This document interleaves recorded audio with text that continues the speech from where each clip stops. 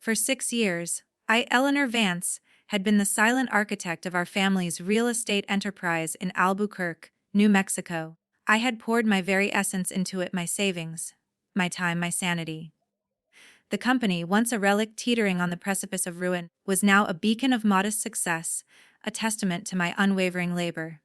But then came that fateful family dinner, and with a single, unadorned sentence, everything I had built began to unravel. My father, Paul, leaned forward, his voice a low, steady command. "Eleanor," he began, "we think it's best you step away for now." My mother, Diane, gave a curt nod, her eyes fixed on the centerpiece, unable to meet my gaze.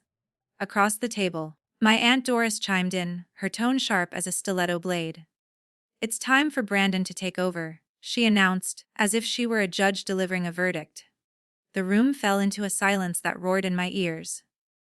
My heart pounded against my ribs, but a calm, cold resolve settled over me. I forced a smile, my voice unwavering.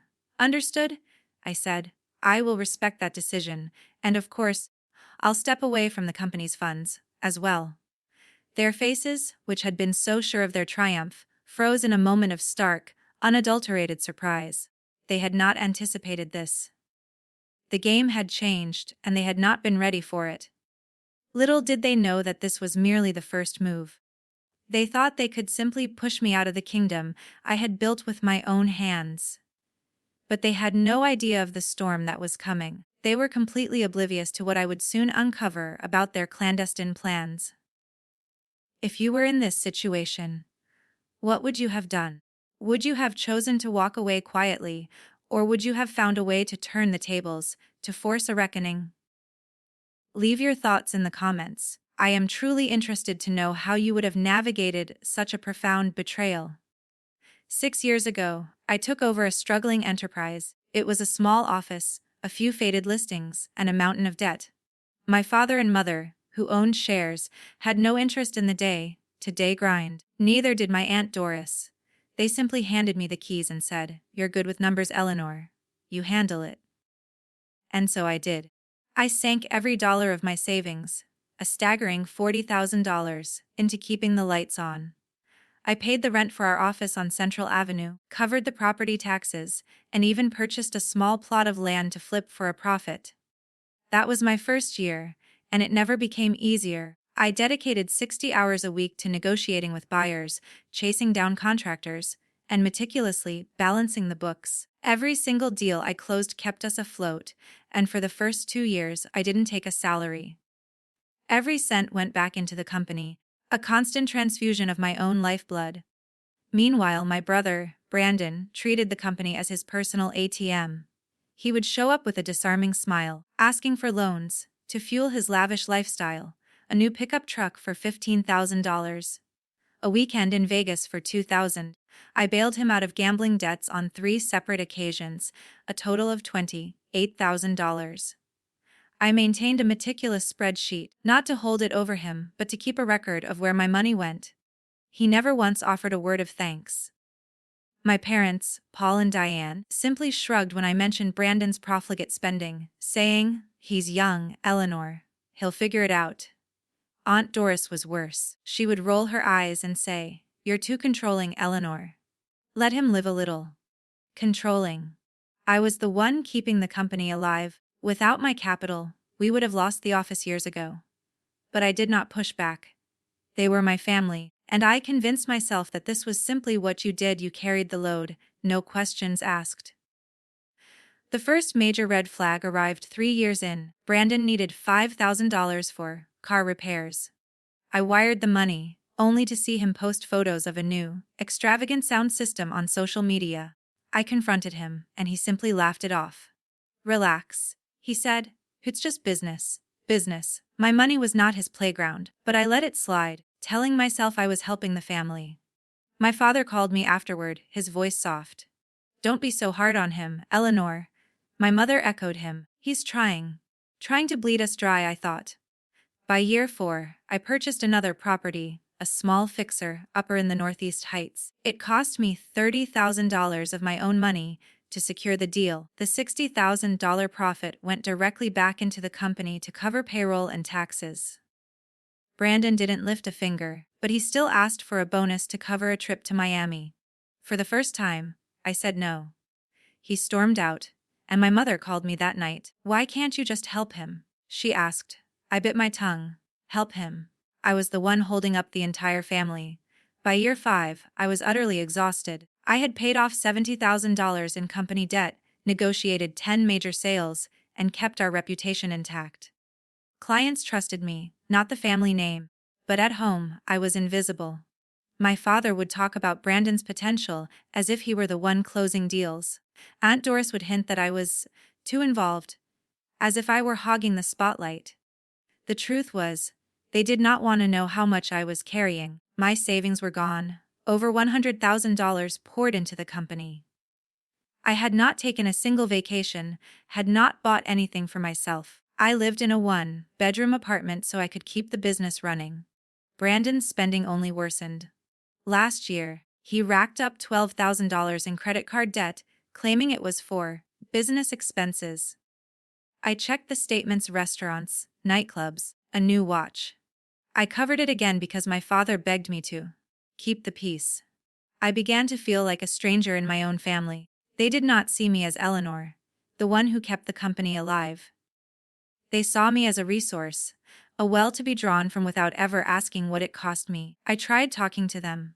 Once, over coffee, I told my mother how much I had put in. Every dollar, every late night. She listened, nodded, then changed the subject to Brandon's latest plan to start a side hustle. Aunt Doris was no better. When I showed her the books, proving I had covered 90% of the company's costs, she said, "Well, you're good at it, so it's fine." Fine. I was drowning, and they did not care. The worst part was not the money. It was the silence. No one asked how I was doing. No one ever said thank you. I kept going because I thought that was what family did. You sacrifice, you show up, you fix things.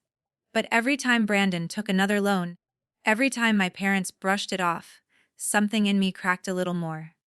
I was not just tired, I was done being their bank. I did not know how much longer I could keep this up, or what it would take to make them see.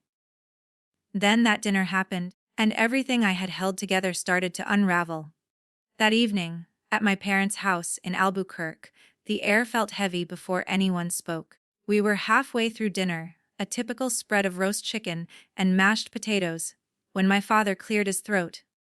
He set his fork down, looked me in the eye, and said, "Eleanor, we think it's best you step away from the company for now." My stomach dropped. My mother nodded, her hands folded tightly in her lap, not meeting my gaze.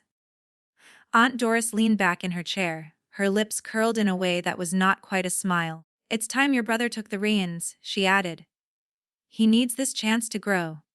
I stared at them, my fork frozen midair. 6 years of pouring my savings into our real estate company, 60-hour weeks, bailing Brandon out of his messes. None of it mattered. They wanted me out for him. Brandon, who had not stepped foot in the office in months, who treated our accounts as his personal piggy bank. I glanced at him across the table. He was looking at his plate, smirking as if he had already won. "Eleanor, you're too controlling." Aunt Doris went on, her voice sharp. "You've been running things like it's only yours. Brandon deserves a shot." He deserved nothing. I had paid for his truck, his gambling debts, his trips to Vegas. I had kept the company alive while he partied.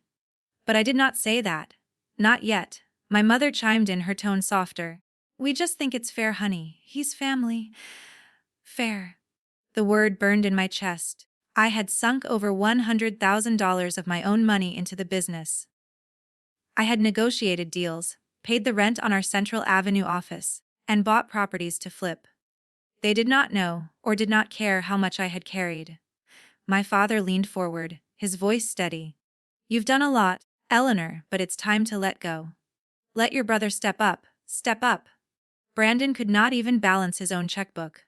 I set my fork down, my hands steady, despite the anger boiling inside. I looked at my father, then my mother, then Aunt Doris.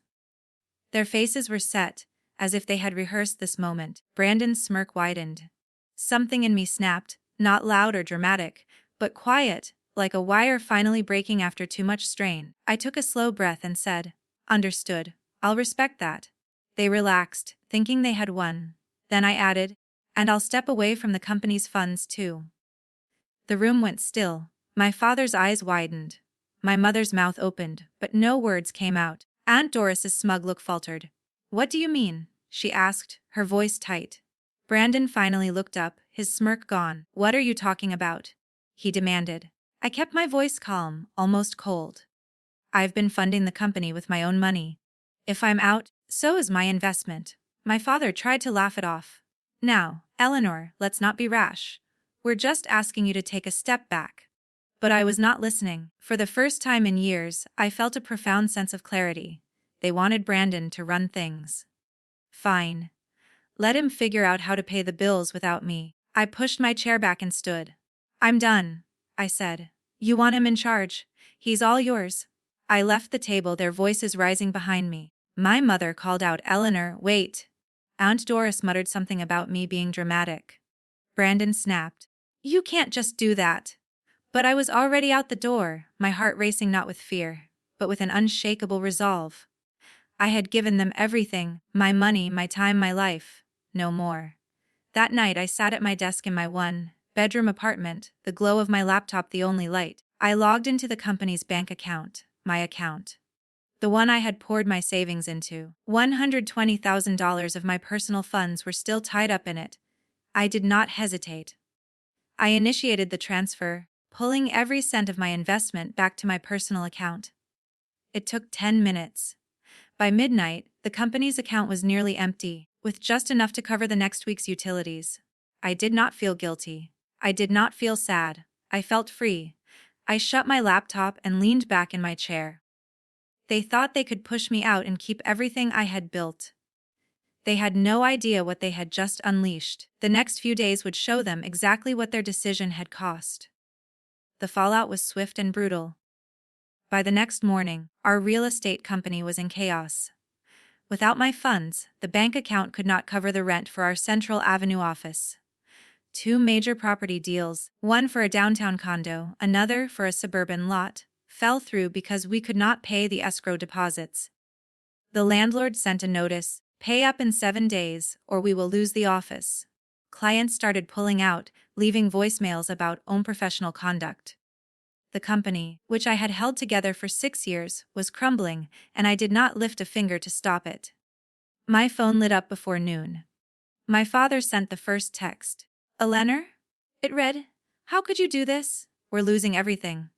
His words stung, but not enough to make me waver. He did not mention his role in pushing me out, or how he had ignored my sacrifices. I stared at the message, my thumb hovering over the reply button. I typed, I respect your decision, and hit send. That was all I would give him. My mother called an hour later, her voice trembling. Eleanor, please. You can't let the business fail. We need it. Your brother needs it.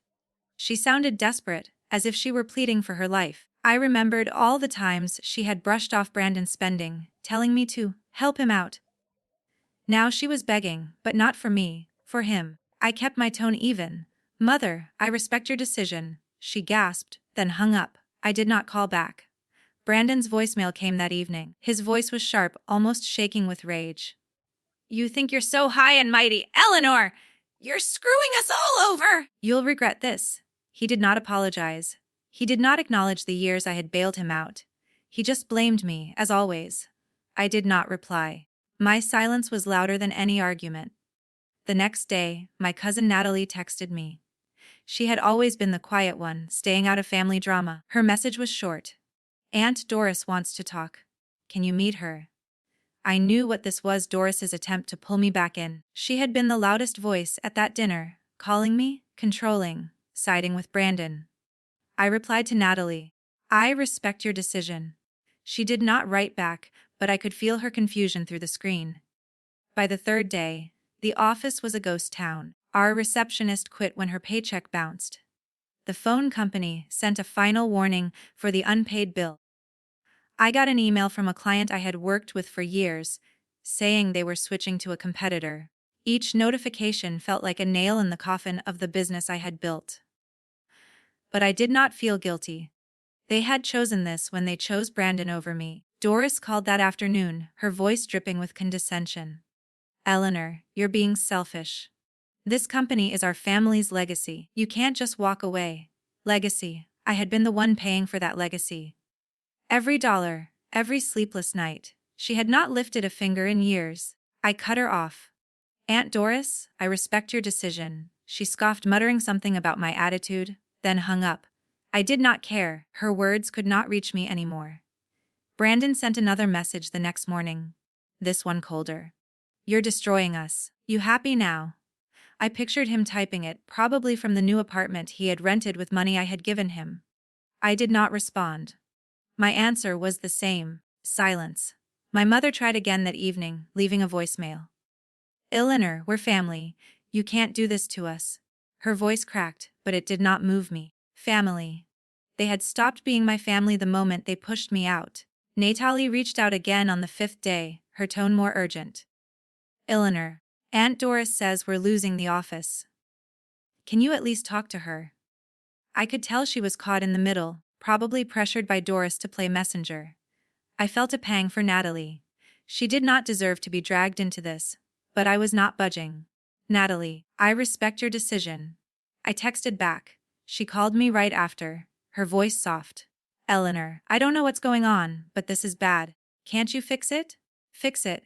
I had been fixing it for years. I repeated, Natalie, I respect your decision. She sighed and hung up. By the end of the week, the company was on its last legs. The landlord locked the office doors, and our website went offline because the hosting bill was not paid. My father sent another text, longer this time. Eleanor, we're begging you. Put the money back. We'll figure this out together. Together. They had not wanted me when they made their decision at that dinner. I did not reply. My silence was my answer, and it was final. I sat in my apartment, staring at my phone, the notifications piling up. Each one was a reminder of how much they had relied on me and how little they had valued it. I had given them everything, and they had thrown it back in my face. But I was not angry anymore. I was calm, steady, as if a great weight had been lifted from my shoulders. They wanted Brandon to run the show. Let him. Let them all deal with the consequences. I did not know it then, but something far more significant was brewing, something that would make this mess look small in comparison. 2 weeks after the company collapsed, I got an email from the bank. It was a routine notice about a property sale, but one detail stopped me cold. A contract for a lot we owned in the Northeast Heights, listed under my name, had been signed and submitted. I had not signed anything. My heart raced as I opened the attachment. The signatures were Brandon's and his girlfriend Sophia's, but my name was on the seller's line. The sale was for $50,000, and the funds had been wired to an account I did not recognize. I called the bank. They confirmed the contract had been processed just days after I had pulled my money out. Someone had forged my signature. I dug deeper, pulling bank statements and company records. The lot was one I had bought with my own $30,000 4 years ago.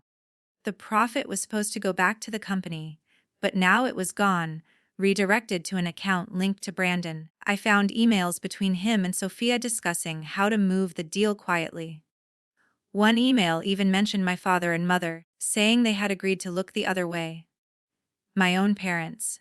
They knew and did nothing. The betrayal cut deeper than the dinner ever had. I was not going to let this slide. I gathered every piece of evidence: bank notices, the forged contract, my original purchase records, and those emails. I printed them, organized them in a folder, and waited. A week later, my cousin Natalie called. Eleanor, can we meet? Everyone's freaking out about the company. I set up a family meeting at Mom and Dad's house. Her voice was tense, as if she knew something was wrong. I agreed to come, but I was not there to fix things. I was there to end them. The meeting was held in my parents' living room, the same place where we had that fateful dinner. My father, Paul, sat at the head of the table, his face tight. My mother, Diane, fidgeted with her coffee mug, avoiding my eyes. Aunt Doris perched on the couch, her arms crossed, ready to lecture. Brandon slouched next to Sophia, his girlfriend. Natalie sat across from me, looking like she wanted to be anywhere else. The air was thick with tension, but I felt calm, almost cold. I had the truth in my hands. I started by placing the folder on the table. Before we talk about the company? I said, my voice steady. I need to address something. I opened the folder and slid the forged contract toward them. This is a sale for the Northeast Heights lot under my name. I didn't sign it. Brandon, you did. So did Sophia. Their faces froze. Brandon's jaw tightened and Sophia's eyes darted to him. I kept going. The bank confirmed the signatures.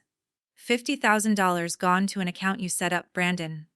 And these emails, I said, laying out the printed pages, show you planned it with Sophia. Father, mother, you knew and said nothing. Brandon slammed his hand on the table. You're twisting this, Eleanor. That lot was company property. I didn't flinch. Company property I bought with my money, I said. $30,000 4 years ago. My investment, not yours. I turned to my father and mother. You let him do this. You let him forge my name. My mother's face crumpled. Eleanor, we didn't mean. She started, but I cut her off. You meant to keep quiet? That's worse. Aunt Doris jumped in, her voice sharp. Eleanor, you're blowing this out of proportion. We're family. We handle things together. Together? I almost laughed. I pulled out my records. 6 years of bank statements, receipts, and contracts. This is what I handled, I said, spreading them out. $120,000 of my savings, office rent, payroll, property taxes, Brandon's debts. I kept this company alive, and you all pushed me out for him. I pointed at Brandon, who was glaring at me. Sophia spoke up, her tone defensive. You're just jealous, Eleanor. Brandon's trying to save the business you tanked. Save it. I slid another document forward, a bank statement showing the company's account before I pulled my funds. This shows I funded 90% of our operations. Without me, there was no business. And you, Sophia, helped him steal from it. Her face went pale and she looked away. My father tried to play peacemaker. Eleanor, let's calm down. We can fix this. Fix what? Their lies? Their betrayal. I shook my head. You fixed nothing when Brandon took my money for his truck, his gambling, his trips. You fixed nothing when you told me to step away. I turned to my mother. You begged me to keep the peace, to help him. I did, for years, and this is what I get: a forged contract and my own parents covering for him. Brandon stood, his voice rising. You're so full of yourself. Eleanor, you think you're the only one who matters. I met his eyes. I was the only one who paid. Natalie, who had been silent, finally spoke. Eleanor, I didn't know about this. I swear. Her voice was soft, almost broken. I believed her. She was caught in their mess just like me. But it didn't change anything. Doris tried one last time. Eleanor, stop this! You're tearing the family apart. I looked at her, my voice low. You tore it apart when you chose him over me. I gathered my papers, stood, and walked to the door. I'm done cleaning up your messes. You wanted Brandon in charge. Deal with what he's done. My mother called after me, Eleanor, please. But I didn't stop. I was out of their reach now. As I drove away, my hand steady on the wheel, I felt something new. Not anger, not hurt, but clarity. They had crossed a line I could not forgive, and I was ready to walk away for good. After that meeting, I knew I was done. I didn't wait for apologies or excuses. I hired a lawyer, Mr. Thompson, the next day to sever all my ties with the family's real estate company. It took weeks of paperwork, signing over my shares, untangling my name from contracts, and ensuring none of their debts could follow me.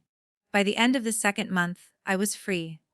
The company, the one I had poured my life into, was no longer my burden.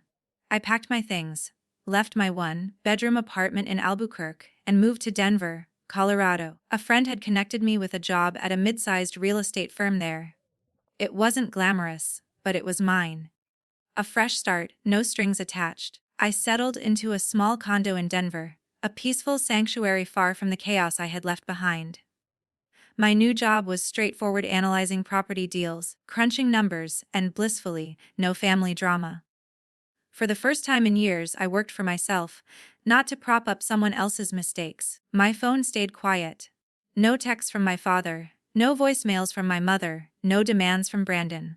I had made it clear I was done, and they got the message. I started sleeping better, no longer waking up to the weight of their expectations. Back in Albuquerque, the company did not survive. Without my funds, it could not pay its debts. The bank foreclosed on the office, and the last few clients walked away. I heard through a former colleague that the company had filed for bankruptcy 3 months after I left. Brandon faced an even harsher reality. The bank, after my lawyer sent them the forged contract for the Northeast Heights lot, opened a full-scale investigation. They found more discrepancies, other unauthorized transactions tied to Brandon's name, totaling over $70,000. He was hit with a lawsuit for misusing company assets. I didn't follow the details. I didn't need to. He had made his choices, and now he was paying for them. My father and mother took it hard. They had taken out a second mortgage on their house to cover company expenses years ago, relying on my investments to keep things afloat. Without the business, they could not make the payments. The bank began foreclosure proceedings, and they were forced to sell their home at a loss. Natalie told me later they had moved into a small rental across town, struggling to make ends meet. I felt a twinge of sadness for them, but it faded fast. They had known about Brandon's scheme and stayed silent. They had chosen him over me, and this was the result. One afternoon, about a month after I settled in Denver, I got a surprise visit. My uncle Robert showed up at my new office, looking tired but calm. I hadn't seen him in years. He had stayed out of the family business, living quietly on the outskirts of Albuquerque. "Eleanor," he said, sitting across from me, "I heard what happened. I'm proud of you." I was caught off guard. Proud. No one in my family had ever said that to me. He leaned forward, his voice low. "I went through something similar with your father and Aunt Doris years ago. They leaned on me, took what I gave, then pushed me out when I set limits. I walked away, and it was the best thing I ever did." His words hit me like a wave. I had always thought I was alone in this, carrying the family's weight while they dismissed me. But Robert had been there, too. He told me how he had invested in their early business ventures, only to be sidelined when he refused to keep funding their mistakes. "Setting boundaries isn't selfish," he said. "It's survival. You did what I wish I'd done sooner." We talked for hours, sharing stories of being the family's fixer, always expected to give more. For the first time, I felt truly seen, not as a resource, but as a person. That conversation changed how I saw my choice. I had spent years feeling guilty for wanting to protect myself, for wanting to stop being everyone's safety net. Robert's story showed me I wasn't wrong to walk away. I had given my family everything, my money, my time, my trust, and they had thrown it back in my face. Cutting them off wasn't just about the company. It was about reclaiming my life. I didn't hate them, but I didn't owe them anything anymore. 3 months into my new life in Denver, I was thriving. My job was steady, my savings were growing, and I had even started hiking on weekends, something I had never had time for in Albuquerque. I didn't check on my family. I didn't scroll through their social media. Natalie reached out once, asking if I would ever come back. I told her no, not in the way she meant. I wasn't angry, just done. She seemed to understand, but I knew she would stay tangled in their mess. That was her choice, not mine. Looking back, I don't regret a single step. Pulling my money out that night, confronting them with the truth, walking away. It was all necessary. I learned the hard way that family isn't a free pass to take advantage of you. Love doesn't mean you have to sacrifice everything. Setting boundaries, even if it means cutting ties, is how you protect yourself. It's how you build a life that's truly yours, not someone else's anchor. If there's one thing I would tell anyone listening, it's this: you don't owe anyone your peace. Not your parents, not your siblings, not your family's so-called legacy. When they cross your lines, when they take without giving, you have every right to walk away. I did, and I am freer for it.